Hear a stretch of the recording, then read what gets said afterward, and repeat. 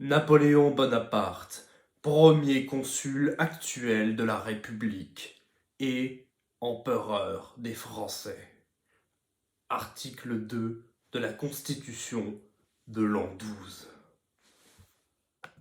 Bien le bonsoir et bienvenue pour un nouvel épisode des Tableaux de l'Histoire.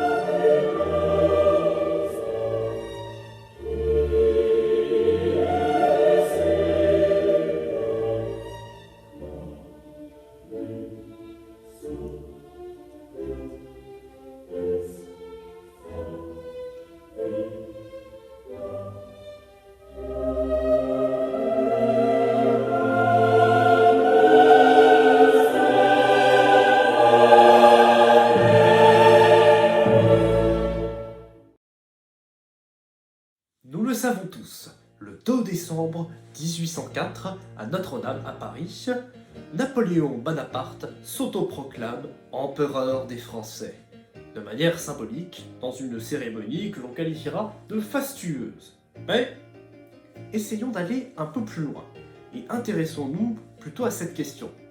Pourquoi donc un empire ?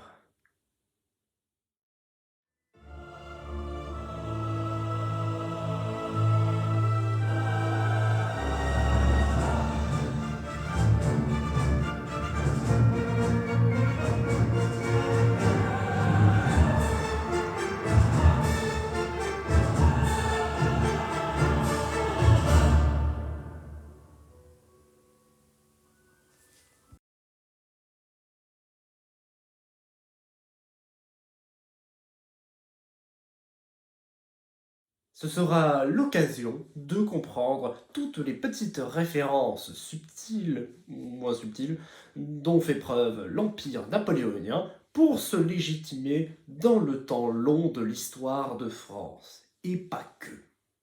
Comment la Révolution a-t-elle pu accepter l'idée d'un empereur à la tête de son gouvernement?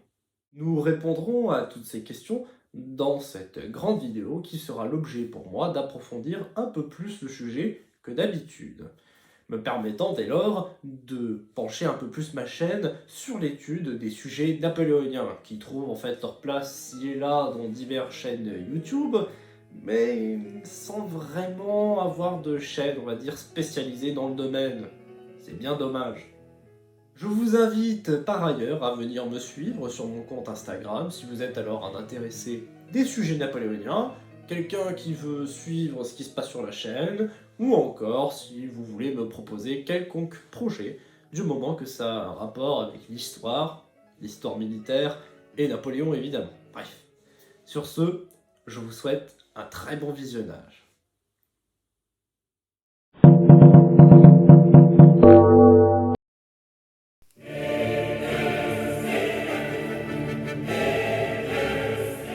Général de la Révolution, Napoléon Bonaparte parvient à se faire un nom. De Bonaparte, il deviendrait, selon certains, Napoléon en devenant empereur des Français. Le tout se comprenant comme une fulgurante aventure débutée à Toulon en 1793, où il défend la jeune République française face à la menace royaliste et anglaise. Puis engage le pas du pouvoir avec ce coup d'État le 18 Brumaire en 8. Par la suite, il devient consul, puis consul à vie à partir du 2 août 1802. Son ascension au pouvoir prend une forme impériale à partir de 1804. Cette ascension sociale s'accompagne parallèlement d'un accaparement progressif des pouvoirs tant exécutifs que législatifs entre ses mains. Prenant alors de plus en plus une forme autoritaire, le régime napoléonien pose la question suivante de la continuité ou de la rupture avec les principes de la Révolution. Mais tout l'enjeu autour de la question impériale, qui entoure la personne de Napoléon, consiste en cette question. Comment justifier son pouvoir ?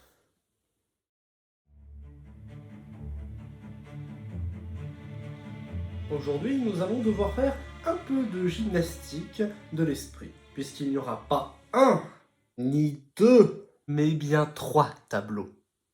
Oui, oui, vous avez bien entendu.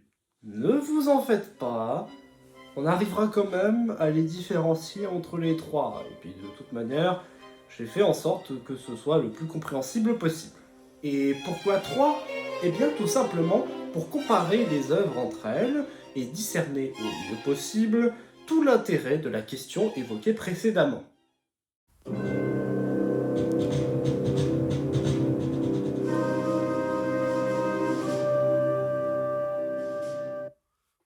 Peint en 1806 par Jean-Auguste Dominique Ingres, il est sûrement l'un des peintres les plus académiques de son époque, ayant par exemple reçu le prix de Rome en 1801. De plus, il est l'élève de Jacques-Louis David, alias le peintre de Napoléon. Et la période de l'Empire fut pour Ingres un moment de reconnaissance non négligeable. L'œuvre fut réalisée en 1806 pour représenter un Napoléon lors de son sacre en 1804. Ce qui remarque est le cas pour les trois tableaux qu'on étudiera dans cet épisode. Il est aujourd'hui conservé au musée de l'Armée à Paris.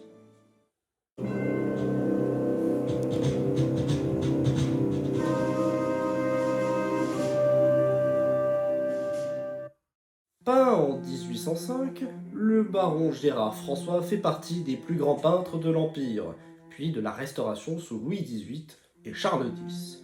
Reconnu internationalement, on le surnomme aussi le peintre des rois, le roi des peintres. Ce, du fait qu'il ait peint une grande partie des familles des têtes couronnées d'Europe. Mais revenons au sujet de l'Empire, puisqu'il fut décoré de la Légion d'honneur en 1803 pour ses travaux au service de la famille des Bonaparte, qui, ces derniers, en échange des tableaux, le protégeaient. Il se spécialise alors dans les peintures de vie intime, tandis que les autres peintres se concentraient plutôt sur les exploits militaires de notre cher Napoléon. Il reçut par la même occasion des commandes de la part de Madame Mère ou de Joachim Murat, devenant de fait le portraitiste officiel de la période impériale. Raison pour laquelle il reçoit la mission prestigieuse de réaliser le portrait officiel de celui qu'on nomme désormais l'empereur, en le représentant dans les habits de son sacre. Notons également qu'il était lui aussi un des élèves de Jacques-Louis David. Son œuvre est aujourd'hui conservée au château de Fontainebleau.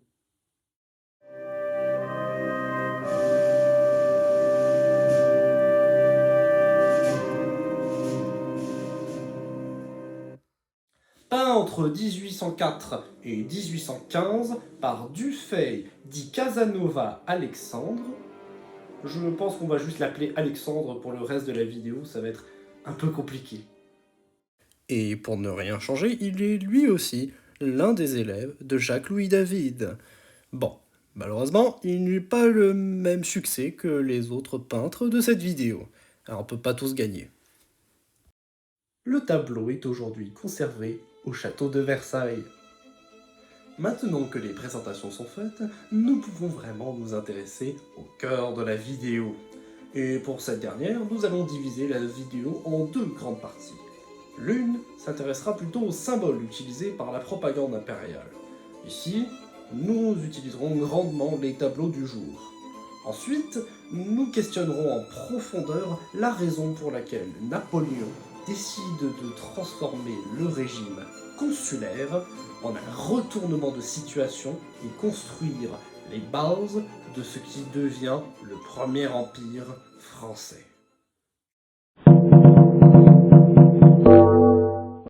Déjà durant la Révolution, Louis XVI était reconnu par cette dénomination du dernier roi. Il serait donc impensable pour Napoléon de se pencher sur cette ligne directrice. La Révolution enterre, pour son temps du moins, les rois et les reines. L'épisode révolutionnaire, c'est l'impasse de la royauté. Napoléon en est pleinement conscient. Mais la forme que prend le régime peut grandement faire penser à une monarchie. héréditaire où le souverain dispose de tous les pouvoirs, tant exécutifs que législatifs, et se constitue tout autour de lui une cour qui suit ses ordres au doigt et à l'œil. De fait, c'est surtout l'œuvre de Ingres qui montre le plus cet aspect monarchique du régime. Ce tableau, il dispose déjà d'une très nette connotation symbolique, bien plus forte que dans les autres tableaux. Et cette œuvre, elle exprime la légitimité souveraine de Napoléon. Ici, on voit clairement un souverain sur son trône qui s'inscrit, semble-t-il, dans une lignée héréditaire. Autre élément, dans la légitimité d'un souverain, un élément revient souvent. C'est le tableau de représentation de pied en 3/4, qui est la forme officielle du portrait royal. Un peu donc à la manière des tableaux de Louis XIV, XV, XVI, Napoléon est représenté de cette manière dans les tableaux de Gérard et de Casanova Alexandre. En ce sens, les tableaux de ces deux derniers peintres sont surtout dédiés à être vus de tous. Il faut dire en même temps que Bonaparte apprécie bien plus l'œuvre de François Gérard plutôt que la forme très stoïque de Ingres. Ainsi, l'œuvre de Gérard fut-elle présentée à différentes résidences à l'étranger, il en a fait plusieurs versions, compliquant de facto la tâche de trouver quel est l'originel, puisque le peintre en réalisa toute une série. Cependant, Napoléon ne signifie pas retour à l'ancien régime, preuve de quoi l'arrestation et l'exécution du duc d'Enghien en 1804 marquent une nouvelle fois la rupture avec le monde des rois. De plus, Napoléon est un homme des Lumières, mouvement philosophique du XVIIIe siècle, je le rappelle, et ne nie aucunement les principes et les avancées de la Révolution. En témoigne la reprise des travaux de la période révolutionnaire pour créer toutes les institutions qu'on lui connaît, comme le Code civil, pour ne citer que le plus évident.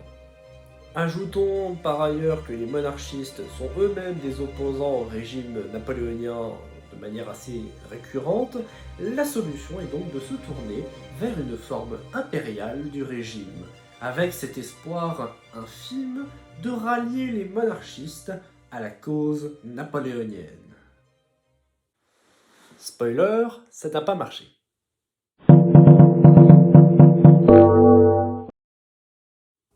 Depuis la chute de l'Empire romain, nombre de régimes ont tenté de reprendre la structure impériale sous sa forme romaine. Que ce soit les Carolingiens, et en particulier Charlemagne, ou encore l'Empire byzantin qui se définissait comme l'Empire romain d'Orient, mais également le Saint-Empire romain germanique. La recherche de retrouver la légitimité romaine se perdure au cours de l'histoire. L'Empire romain fait fantasmer les Européens et fait rêver certains de recréer cette entité. Les individus se considèrent en fait comme des Romains eux-mêmes, et le fait qu'autant de souverains aient tenté de reformer l'ancien empire rend sa reprise par Napoléon pas choquante du tout finalement. D'autant plus que Lucien Bonaparte, frère de notre très cher Napoléon, avait une fois fait la comparaison entre ce dernier et Jules César en 1801, tout en lui souhaitant de ne pas finir de la même manière. De même qu'il existe déjà d'autres empires en Europe, que ce soit celui du Saint-Empire romain germanique ou celui de Russie, conceptuellement parlant, un empire, ce n'est absolument pas une chose nouvelle. Alors, il n'est pas très étonnant qu'on retrouve dans cet empire napoléonien des références nombreuses aux Romains. En fait, Napoléon cherche surtout à prendre des sources de légitimité anciennes, puisque celle que lui confère son coup de force du 18 Brumaire 1799, eh bien, ne suffit pas. C'est un événement bien trop soudain et récent pour conférer une telle légitimité aux nouveaux dirigeants de la nation. Ainsi, la légitimité de l'Empire, on la trouve dans les institutions de ce dernier. Par exemple, nous avons des organes internes de l'État qui disposent du même nom que ceux des Romains. Le tribunat, le sénat, les préfets ou encore les légions. Ces éléments visent à référer à l'Empire romain qui semble avoir été le plus stable de l'histoire. Mais alors, c'est un élément qui peut paraître difficile à comprendre pour nos sociétés d'aujourd'hui, mais les individus de l'époque ne se considéraient pas comme les successeurs des Romains, de Charlemagne, etc. Non, ils pensaient qu'ils étaient les Romains directement. Pas de manière symbolique, poétique, ou littéraire ou autre, non, simplement les Romains. Et certains aiment avoir en Napoléon quelqu'un qui se réfère directement à l'empereur Auguste. Loin de moi que l'idée est fausse, il faut tout de même rétablir la vérité. Auguste n'est même pas empereur au sens propre du terme. En fait, il est plus une sorte de dictateur à vie. Mais bon, je m'écarte du sujet. C'est ici qu'on va trouver les éléments référant à cette époque idéalisée des Romains, dont voici un inventaire.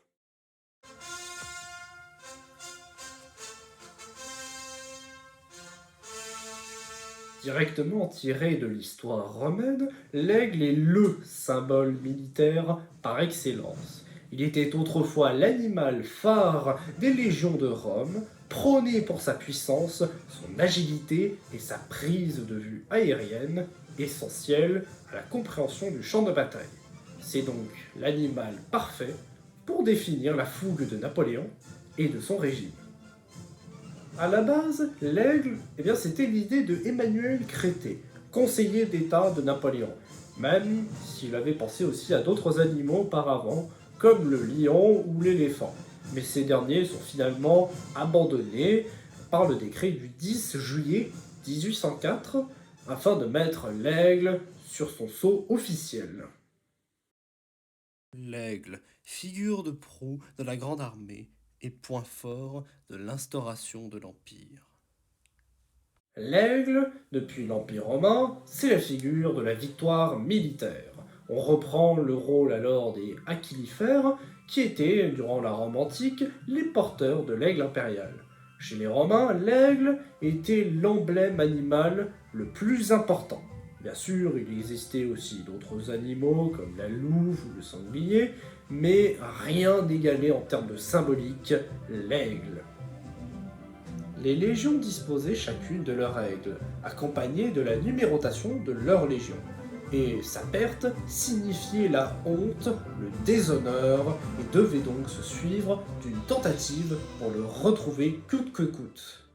Pour l'Empire, la remise des aigles impériaux aux légions françaises le 5 décembre 1804 permet de donner une raison supplémentaire aux soldats d'aduler leur empereur. La Grande Armée se comprend comme une continuité directe de Rome. Les soldats sont des légionnaires et les corps d'armée sont des légions. De plus, l'armée c'est une grande partie de la légitimité de Napoléon. Il comprend que la formation de l'Empire doit avant tout signifier quelque chose auprès des soldats. Le maréchal Berthier dit à ce sujet « Les hommes ont besoin de mots simples, d'idées fortes et claires, de cérémonies éclatantes. » Notons qu'il existe différents modèles des aigles impériaux. Ils varient selon leur taille, leur poids et leur préciosité. Alors nous avons 3 modèles, celui de 1804, de 1810 et de 1815. Une version pour la garde impériale est basée, elle, sur le modèle de 1804.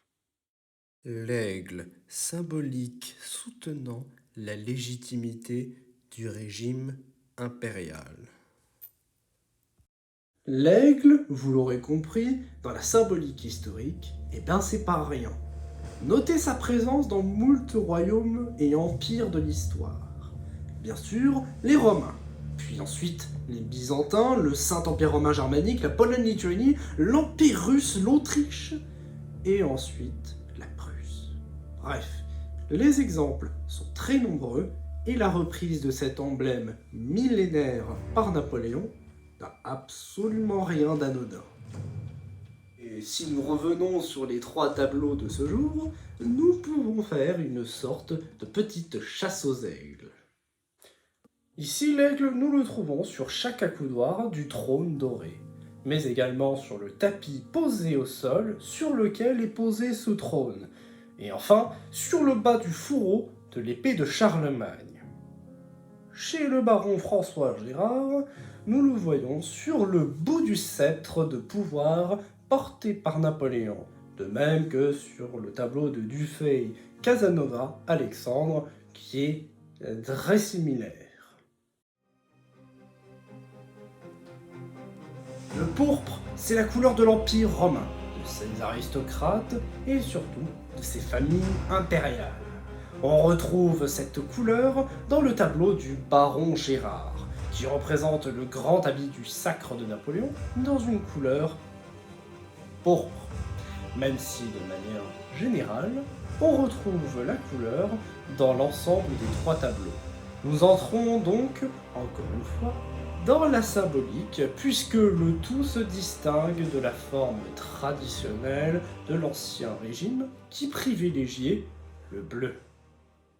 Ce n'est donc pas pour rien qu'il existe une nuance de bleu appelée le bleu royal.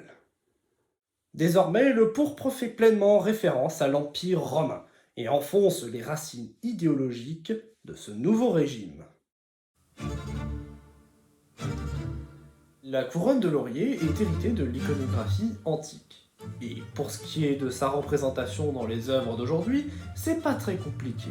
On la retrouve dans l'ensemble des 3 œuvres, et notons simplement une petite différence entre celui de Ingres avec les 2 autres, dans le sens qu'il propose une approche plus arrondie et symétrique pour correspondre à l'aspect présumé géométrique de son œuvre.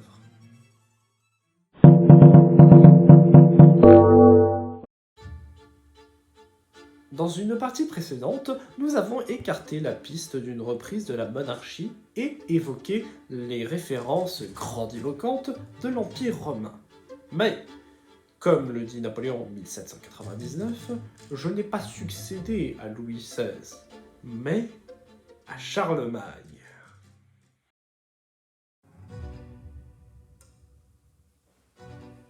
La référence du sceptre de Charlemagne, elle est très visible dans le tableau de Ingres.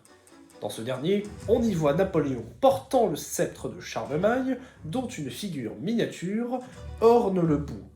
Il s'agit sûrement d'une représentation de l'empereur du Saint-Empire. Par ailleurs, la pose prise par Napoléon reprend exactement celle effectuée par la petite statuette au bout du sceptre. C'est une légitimation impériale qui trouve donc sa source dans l'histoire carolingienne et des souverains du Saint-Empire. Le successeur des grands empires, ça devait être lui. En ce sens, on revient effectivement au temps d'avant la Révolution. Il faut légitimer son pouvoir par des signes et des images de ses prédécesseurs, puisque c'est comme ça qu'on construit son pouvoir dans un temps long.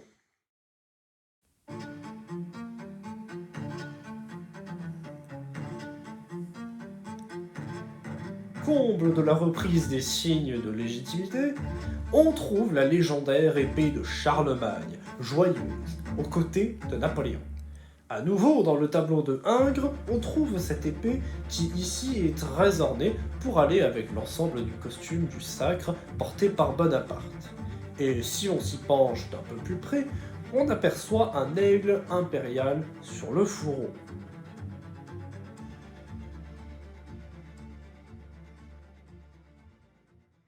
Le globe impérial, ou autrement appelé l'orbe crucigère, eh bien, dans sa structure, c'est plutôt simple à comprendre. Il s'agit d'une sphère surmontée du symbole chrétien, à savoir la croix de Jésus.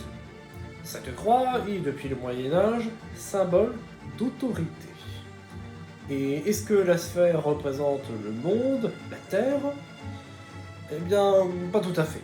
Il s'agit surtout d'une représentation de la coupole de l'univers qui englobe le grand tout, dont l'épicentre est notre planète.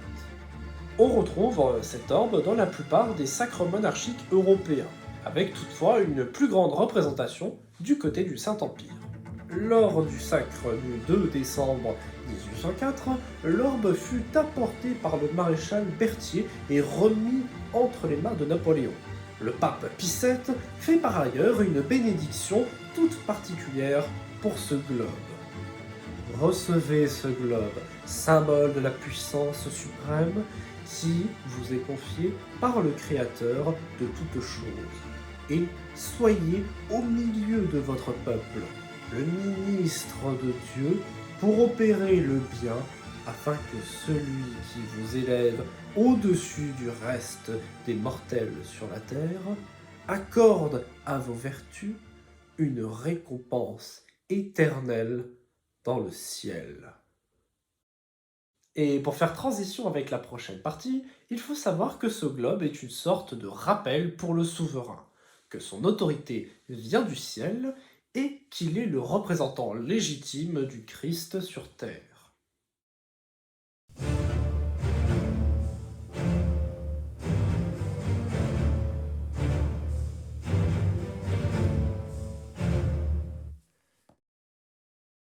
Ici, il s'agit peut-être d'un aspect un peu plus abstrait que les autres et qui n'est pas vraiment visible sur les tableaux.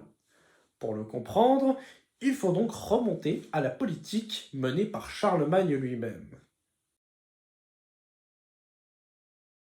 Charlemagne avait constitué au cours de ses conquêtes un empire large en surface dans lequel la christianisation et la conversion des populations étaient de mise, de sorte qu'au moment de Napoléon, Charlemagne constitue l'une des figures les plus importantes de l'extension de la chrétienté en Europe. Même s'il est vrai qu'on ne devrait pas vraiment parler de chrétienté à l'époque de Charlemagne. Et ici, le rapprochement peut être assez vite fait. Charlemagne a étendu les principes de son empire vers l'extérieur par le biais des conquêtes, de même que Napoléon, par la victoire sur les pays étrangers, permettait d'étendre sa politique et sa vision du monde. Seulement, il s'agit ici surtout d'un rapprochement idéologique sans réel lien direct. Déjà parce qu'il y a des centaines d'années qui les séparent. Mais nous touchons à quelque chose d'un peu concret. Napoléon a une place quand même un peu ambiguë avec la religion lors de la formation de son empire. Il fait venir le pape Pie VII à son sacre le 2 décembre 1804, tout comme Charlemagne est fait empereur par le pape de l'époque en l'an 800. Mais d'un autre côté, il se couronne lui-même et le pape fait surtout office de matrice de rassemblement des chrétiens. En fait, Napoléon ne veut pas recevoir la couronne des mains du pape, mais plutôt affirme que son pouvoir provient du peuple français. Ajoutons qu'il fait face à l'autel pendant l'ensemble de la cérémonie du sacre, ce qui brise avec les traditions de la royauté. Et si on veut être un peu plus sage, on dira que Napoléon aura quand même essayé de réconcilier les liens diplomatiques avec le Saint-Siège. En effet, un peu plus tôt en 1801, Bonaparte signe le traité de Concordat avec le pape dans l'optique de mettre la religion catholique en avant en tant que religion de la majorité des Français. Il s'agit surtout d'un coup politique, pour apaiser les tensions internes plutôt qu'un signe de piété de la part du Corse. Napoléon est d'un pragmatisme assez remarquable lorsqu'il s'agit de religion. Si on veut entrer dans le symbolisme chrétien, nous avons tout de même Ingres qui use d'une certaine géométrie dans le tableau quand il s'agit de placer Bonaparte dans la lignée divine. Notez que les sceptres de Charlemagne et de la main de justice forment un triangle qui part des pieds de Napoléon jusqu'au ciel, symbole même du domaine de Dieu. Ce, tout comme les rois de France étaient les représentants de Dieu sur terre. Par ailleurs, la courbure de son trône semble en un sens former une auréole autour de la tête de l'empereur. Signe de personne sainte, il s'agit d'un signe religieux fort qui parle à tous pour sa symbolique présente un peu partout dans les représentations de l'histoire chrétienne. Ainsi, la formation d'un empire sous l'égide de la religion catholique a du sens quand on prend en termes politiques. Se présenter comme l'homme providentiel qui parvient à rétablir l'ordre des choses dans la politique intérieure permet de faire un compromis entre la figure d'un souverain et celle d'un homme qui a compris les avancées de la Révolution, calmant par la même occasion les ardeurs de ceux qui ne furent pas d'accord avec les mesures radicales prises par la Révolution envers l'Église de France.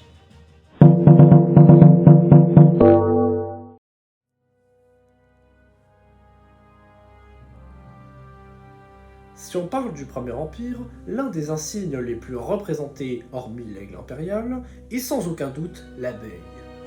L'idée de cet animal fut proposée par Cambacérès, deuxième consul jusqu'à la formation de l'Empire en 1804.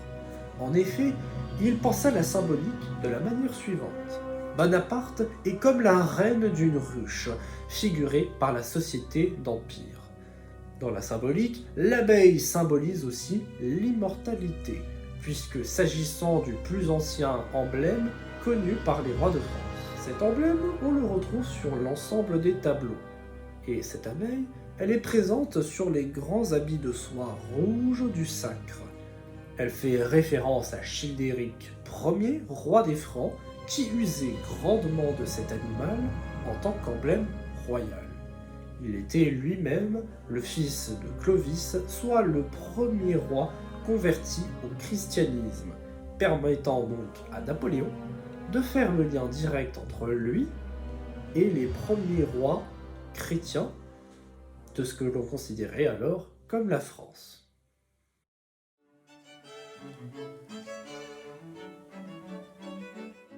Napoléon recherche tous les instruments possibles pour appuyer son nouveau régime sur des bases solides. Et même s'il le dit lui-même au lendemain de son coup d'État, nous avons fini le roman de la Révolution, il faut en commencer l'histoire. Eh bien, il faut dire que Bonaparte revient souvent sur ses idées et comprend qu'il a besoin de la légitimité des rois et des anciens temps pour ancrer son œuvre dans le temps. Souvenir indéniable de l'époque de Saint-Louis, la main de justice est la représentation du bon souverain qui doit se montrer juste dans ses actions et ses décisions. Tout est dans le contrôle de soi et la justice doit être impartiale pour tous, quel que soit son rang, sa richesse ou ses possessions. C'est l'outil donc parfait pour Napoléon, puisque réutilisable après les tumultes de la Révolution. Et le sceptre de la main de justice revient entre les mains de Bonaparte, qui doit décider alors du sort de la France et de comment gérer la justice dans un empire en tant qu'étendue territoriale. Si ce signe est bien présent dans les trois tableaux, c'est bien, encore une fois, dans celui de Ingres qu'il est au premier plan, disposé dans l'attirail porté par Napoléon. En fait, cette représentation est bien plus formelle à la reprise des insignes royaux, réutilisés par la forme impériale du pouvoir. Et si on veut aller un peu plus loin, on dira que la représentation de Ingres fait un Napoléon très divin, avec un visage, pour ainsi dire, plutôt impersonnel et sans expression. Notons par ailleurs que, au pied de celui qu'on nomme désormais l'empereur, une balance de la justice orne le tapis sous le trône, rajoutant donc une impression d'impartialité et de divinité dans cette représentation de Bonaparte.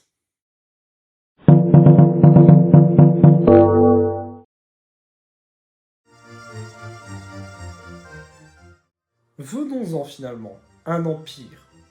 Pourquoi ? Peut-être pour un rassemblement de tous les éléments du pouvoir entre les mains d'un seul homme. Peut-être, oui, mais pas que. La pleine prise du pouvoir n'est pas nouveau pour Napoléon, qui avait déjà, sous la forme du consulat, concentré la plupart des pouvoirs exécutifs et législatifs entre ses mains. Effectivement, Déjà sous le consulat, Bonaparte s'était acquis une popularité extraordinaire en rétablissant la paix avec les anciens ennemis de la Révolution grâce au traité de Lunéville en 1801, puis d'Amiens le 25 mars 1802. Même s'il faut dire que la guerre reprend à partir de 1803, eh bien tout cela, ça permet de redonner à Bonaparte l'image de l'homme providentiel et nécessaire à la nation. De ce fait, l'entourage même de Napoléon l'engage sur la voie du contrôle du pouvoir. Le vicomte de Chateaubriand et le marquis Louis de Fontanes le persuadent tous les deux d'instaurer une nouvelle légitimité dynastique afin de mettre un point final à cette révolution, mais également de couper l'herbe sous le pied des royalistes qui tentent toujours de titiller le régime en place. En témoigne l'attentat de la rue Saint-Nicaise le 24 décembre 1800, et vous n'avez absolument aucune excuse pour ne pas savoir de quoi je parle, puisque j'ai fait une série de 2 épisodes dessus. J'aime la pub. Pour d'autres, il faut mettre un homme au centre de tout pour assurer ses propres fonctions. C'est par exemple le cas de Fouché, qui va soutenir Napoléon pour garder une certaine position sociale. Et c'est l'idée que l'on retrouve dans le livre de Max Gallo, Le Soleil d'Austerlitz. Je vous cite. Bonaparte, selon Fouché, est le seul homme en position de nous maintenir dans nos biens, dans nos dignités, dans nos emplois. Page 227 à 228. Et oui, comme il existe de francs supporters à l'Empire ou des personnes hostiles à l'instauration de ce dernier, il existe aussi des individus qui veulent juste que Napoléon, et donc le régime en place, s'installe durablement et connaissent une certaine prospérité afin d'assouvir leurs propres besoins personnels. Après tout, que ce soit Fouché ou Talleyrand, ces deux-là sont des opportunistes. Tant que la situation leur est favorable, ils feront tout pour aller dans le sens de Bonaparte. Le régime impérial est donc aussi insufflé par la volonté de certains d'obtenir une situation de stabilité et des postes un peu plus haut placés. De plus, toujours dans le même ouvrage, Max Gallo nous écrit la chose suivante. Fouché a rédigé un rapport qu'il a soumis au Sénat. Le gouvernement de la France doit être confié à un seul homme dont la succession est assurée par un pouvoir héréditaire. Bon, c'est indéniable. Si Napoléon vient à mourir, il faut absolument préserver sa position dans la hiérarchie sociale en assurant que ce bien-aimé Napoléon ait une succession à offrir.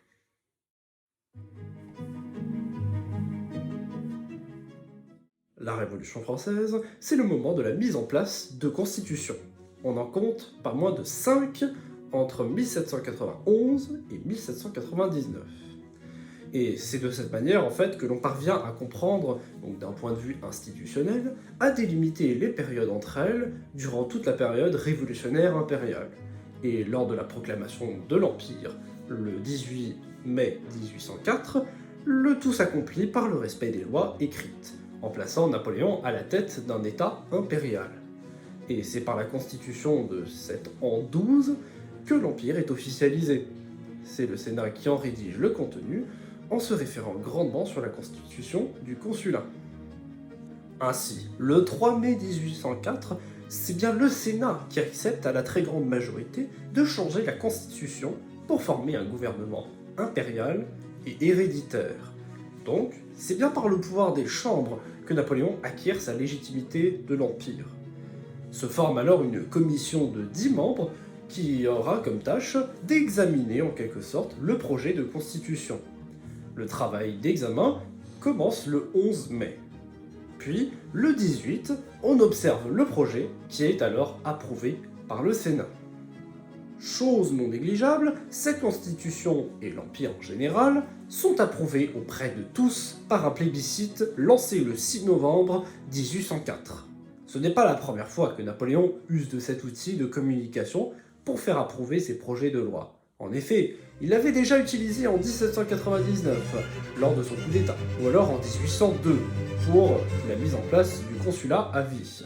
C'est en fait un moyen efficace pour faire un semblant de démocratie dans lequel on n'hésite pas à rehausser les résultats pour légitimer le régime, permettant alors à Bonaparte de prôner que son pouvoir vient du peuple et que ce dernier accepte ses propositions. Mais la Constitution, dans son contenu, elle est quand même assez étrange, puisque la République est tout de même conservée, comme le précise justement l'article 53. Je jure de maintenir l'intégrité du territoire de la République, de gouverner dans la seule vue de l'intérêt, du bonheur et de la gloire du peuple français.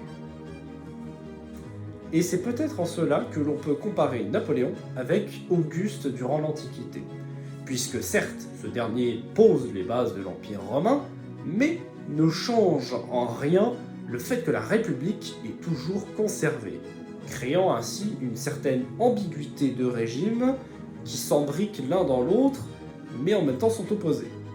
Expliquant par ailleurs le titre de empereur des Français et non pas empereur de France, choisi par Napoléon. Ainsi, la constitution de l'an 12 met en place Napoléon dans la dignité impériale. L'article 1er précise: le gouvernement de la République est confié à un empereur qui prend le titre d'empereur des Français. On peut même dire que c'est un titre quand même assez original et unique dans son genre pour la période. À ce moment-là, il n'y a alors pas d'empereur des Russes ou des Autrichiens. À la limite, pour les Russes, on dira empereur des Russies, mais pas empereur des Russes.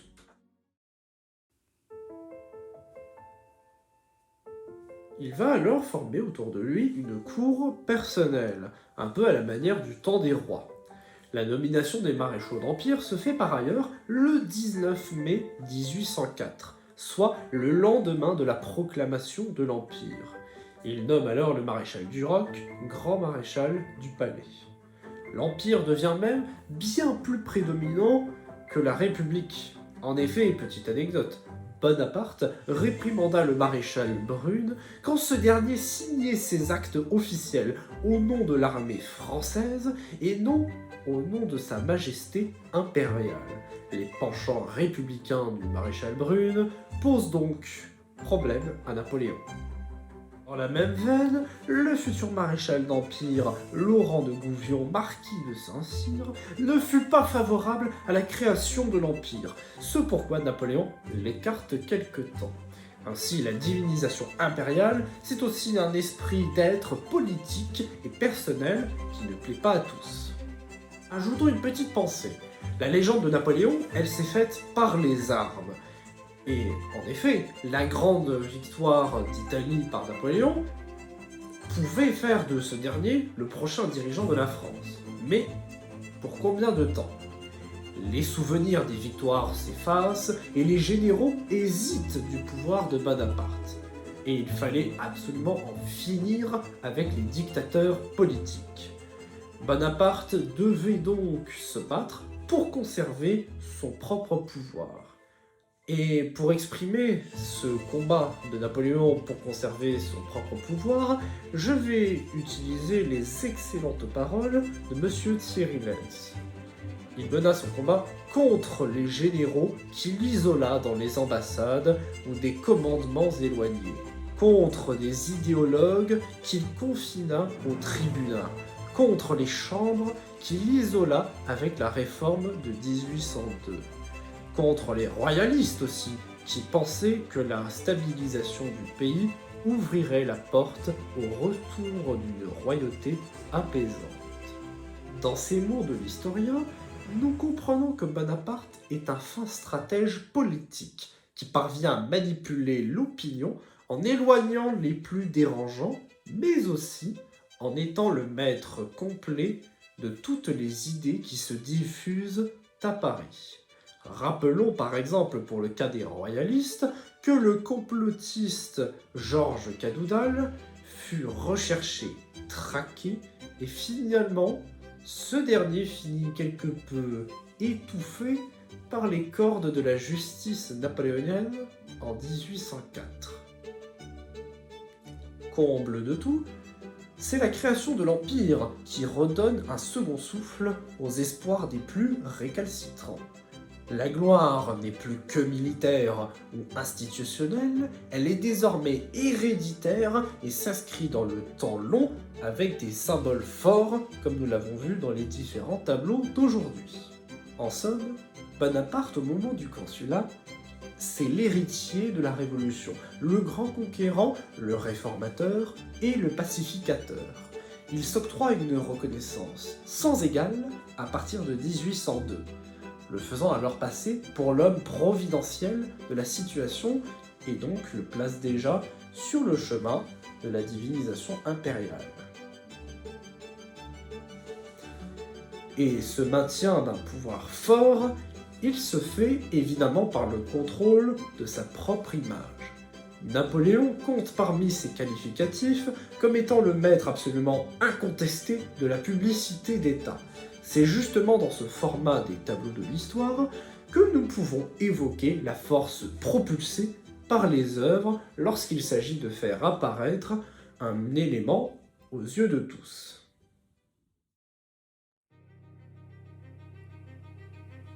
Napoléon ici, il est véritablement posé en souverain sur son trône. Son visage est impassible et respire la révérence antique. Et si on veut faire un lien intéressant, on s'aperçoit que plus tard, le peintre réalisa une œuvre en 1811 intitulée Le dieu romain Jupiter.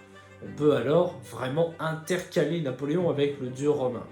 Chose alors non anodine, étant donné le nombre de références antiques durant l'Empire. Mais son œuvre n'eut pas le succès escompté lors de sa représentation officielle au Salon de 1806, et n'a pas plu au comité qui devait choisir si l'œuvre serait appréciée de l'empereur ou non. D'ailleurs, Léonore Mérimée, membre principal de ce comité, dit de cette œuvre qu'elle est gothique et barbare. Et en cela, les références trop lointaines peuvent parfois déplaire, confirmant bien que la légitimité de Napoléon, basée sur les références des règnes et des empires précédents, elle n'est pas stable, et que la nature du régime dans la continuité de l'histoire du pays peut parfois poser problème. Ainsi, le tableau ne fut pas montré à Napoléon et resta dans ce que l'on appelle la collection du corps législatif entre 1806 et 1814, ne réapparant qu'en 1832 lorsque Louis-Philippe l'offre aux Invalides, qui encore aujourd'hui y restent bien entreposés et exposés.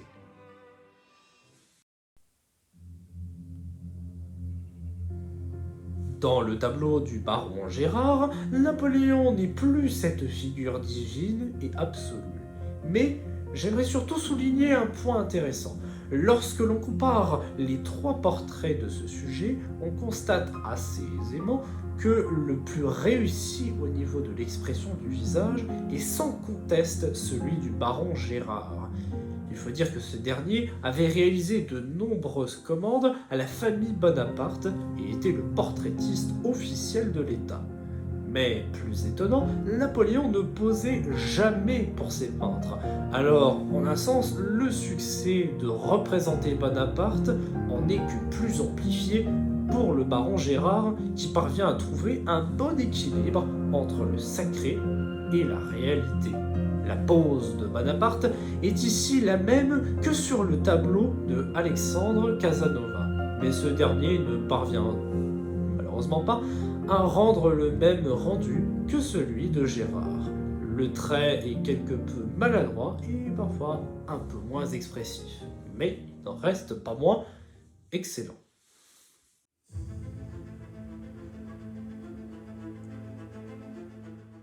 Napoléon, on nous le présente souvent comme l'héritier de la Révolution. Mais il faut dire qu'il comprend que la situation politique au sortir de la Révolution, elle est quelque peu instable pour la France. Il insiste donc sur son aptitude vraisemblablement extraordinaire à prendre la tête de ce pays, exaltant par exemple, je cite encore une fois M. Thierry Lens, dans son article Légitimité napoléonienne et proclamation de l'Empire, trouvable sur la fondation de Napoléon, personne d'autre que lui, pas même Louis XIV, ne pourrait, dans les circonstances du temps, gouverner la France. De plus, comme je l'ai précisé précédemment, la République, elle est en soi conservée dans la constitution de l'Empire, et donc, ce que l'on pourrait appeler une république impériale, eh bien, elle s'est instituée de manière relativement calme et sans accrochage. Elle ne renie nullement la République instaurée le 21 septembre 1792. L'ouvrage de Max Gallo dit justement la chose suivante. Pour la gloire comme pour le bonheur de la République, le Sénat proclame à l'instant même Napoléon empereur des Français. En dépit de quoi, l'Empire se devait de respecter les principes énoncés depuis la Révolution, à savoir la liberté, l'égalité et surtout l'impôt pour tous, tout en comprenant évidemment les quelques petites subtilités à ne pas délaisser, comme le principe de la vente des biens nationaux, qui se résume au fait que tous les biens du clergé depuis 1789 sont déclarés biens de la nation et donc peuvent être vendus, ce qui désacralise au passage les objets de culte. Et en ce point, Bonaparte se présente comme celui qui accepte généreusement tous les honneurs qu'il reçoit de la part du Sénat, un peu à la manière donc de Auguste, durant l'Antiquité, qui accepte tout le titre qu'il obtient pour devenir impérateur à vie. J'accepte le titre que vous croyez utile à la gloire de la nation. Je me soumets à la sanction du peuple. Peut-on dire alors qu'il devient une sorte de citoyen suprême, ou alors une sorte de citoyen empereur ?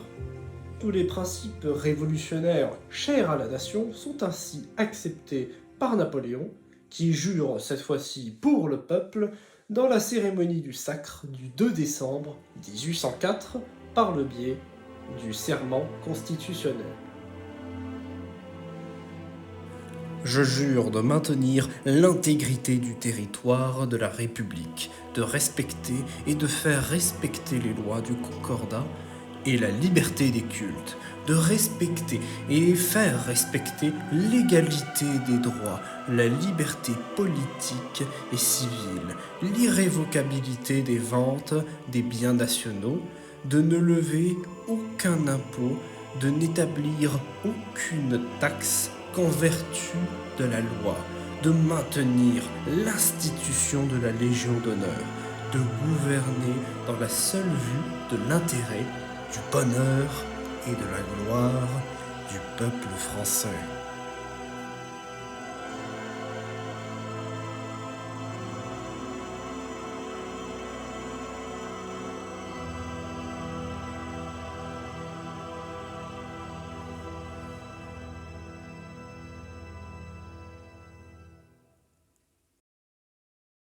Et finalement, cette cérémonie de Notre-Dame, elle va officialiser ce régime impérial napoléonien. La prochaine étape, c'est d'avoir un héritier.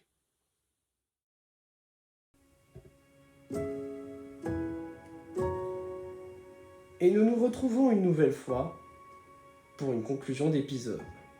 Si je devais conclure, je dirais que Napoléon et la formation de l'Empire, c'est un peu comme une synthèse des temps. On fait remonter le passé et le moderne dans un seul régime.